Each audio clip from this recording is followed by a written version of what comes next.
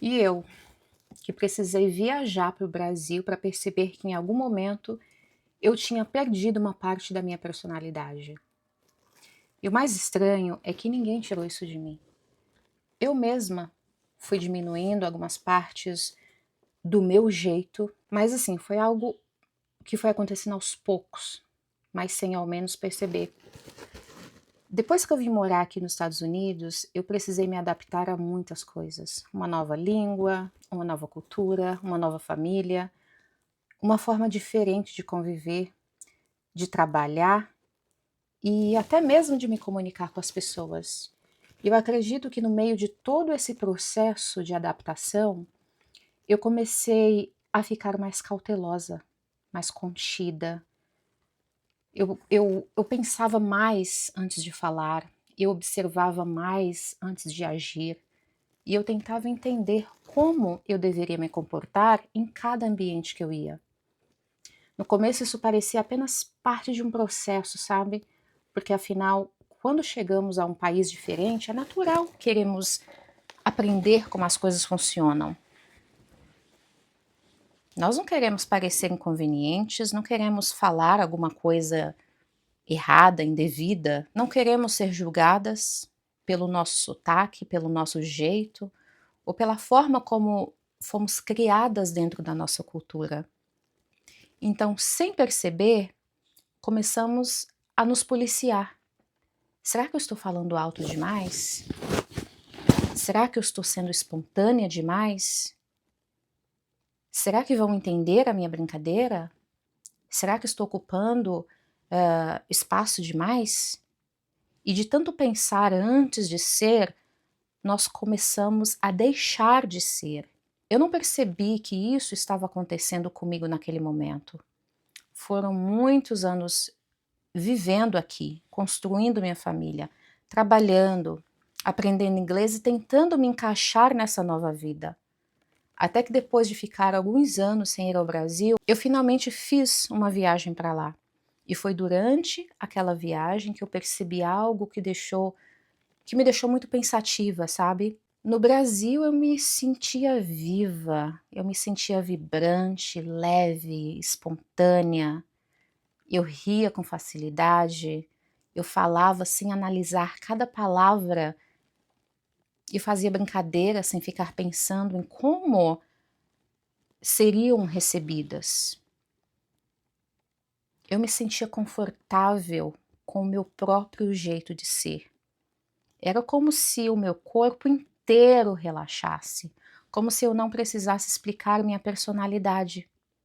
Eu não precisava traduzir o meu humor. Eu não precisava observar primeiro para depois decidir como que eu ia me comportar. Eu simplesmente existia. E as pessoas que estavam ao meu redor conheciam aquele jeito. Elas entendiam as referências, as expressões, a forma de falar, a risada, a minha intensidade.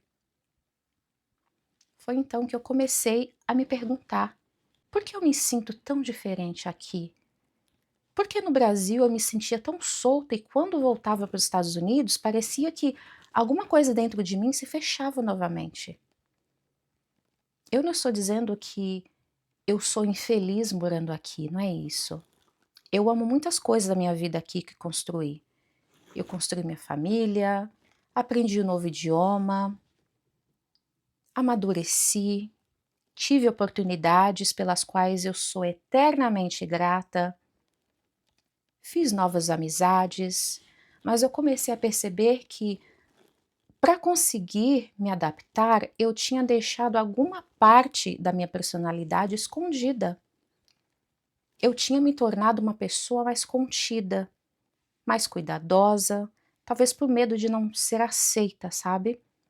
Talvez por medo de ser mal interpretada, ou talvez porque durante muito tempo eu ainda carregasse a necessidade de me adequar a todos os ambientes que eu frequentava.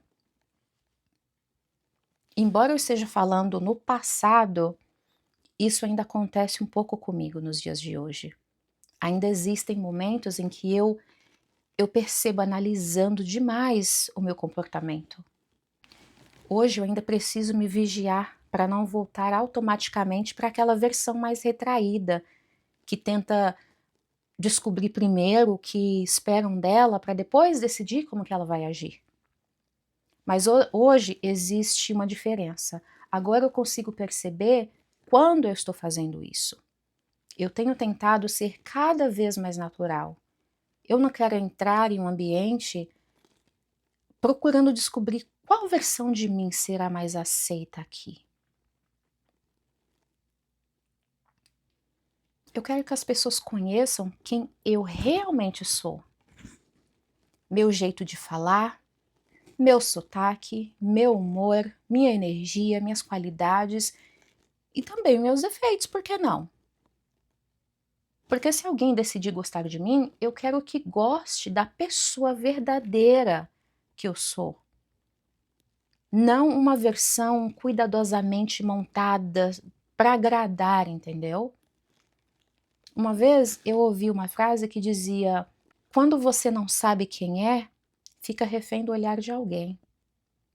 Eu nem lembro onde eu ouvi essa frase, mas eu gostei porque ela caiu como uma luva para a fase que eu estava vivendo. Porque quando nós não estamos firmes em quem nós somos, começamos a procurar nos outros uma confirmação.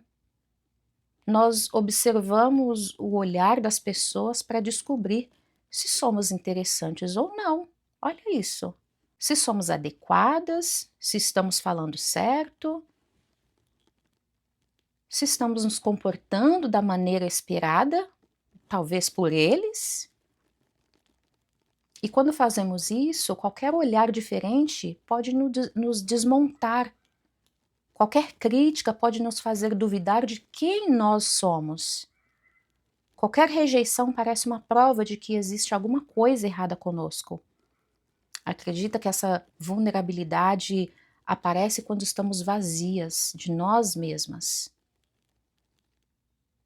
Quando não estamos preenchidas pelas nossas próprias convicções, pelos nossos valores, pelas nossas histórias, pelo conhecimento de quem realmente somos. Então qualquer pessoa pode chegar e tentar nos dizer quem deveríamos ser. Olha, talvez algumas mulheres que estejam assistindo esse vídeo nunca tenham mudado de país, mas talvez tenham perdido partes de si mesma dentro de um casamento, dentro da maternidade, em um trabalho ou uma amizade, ou tentando agradar uma família inteira, por que não?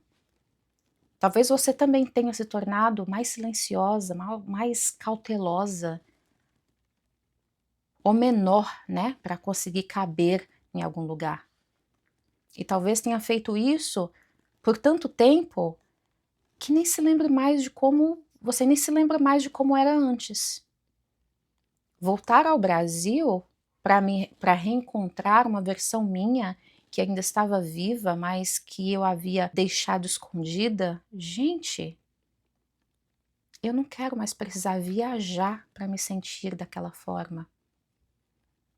Eu quero carregar essa mulher comigo onde quer que eu esteja. É claro que viver em outro país me transformou. Eu não sou mais exatamente a mulher que eu era lá no Brasil anos atrás. Eu também não quero voltar a ser.